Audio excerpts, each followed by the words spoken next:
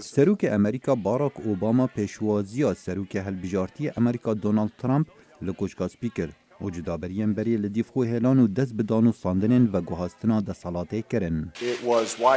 دانو ساندنی برفره هاتنه کرن لسر پرسین و گوهستنی و سیاستا در و یانف خویی.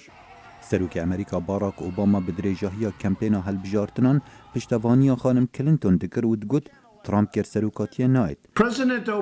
و به همان رنگ سروک هلبجارتی رخنه لسیاستا 8 سالین سروکاتی اوباما دگرد لیزاراوی لکوچکاسپین نرم بو.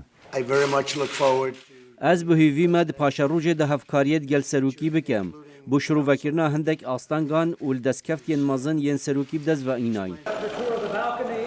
پشتی دو روزان جه سرکفتنا لهلبجارتنین سروکاتی دونالد ترامپ سردانا کنگرسی کر و دگل سروک جواتا نونران و ریبرین کوماریان کومبو بو رون کرنا استراتیجیا خو دگل کوماریان بالا دست لهر دو جواتا سیناتا و اونو نراندا.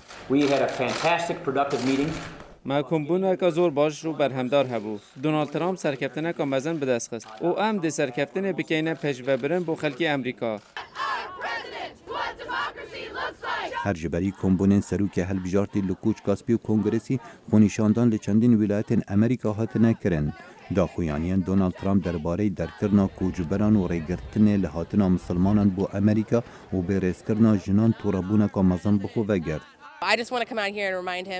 متخواست به مویر دا بیراوی بینم امریکا نه بتنه او کسانه او دنگ خداینه لیدگل وانا یندجبرن ترامپ هنه. شارزا باور دکن خونیشاندان به آشتی نشانه بود دموکراسی ساخلم و مافکی بنگهیه لی همی خونیشاندان ناراضی بونه جن نیویورک حتی کالیفرنیا وکو پورتلند با آشتی نبون. خالد فتاح، دنگ امریکا.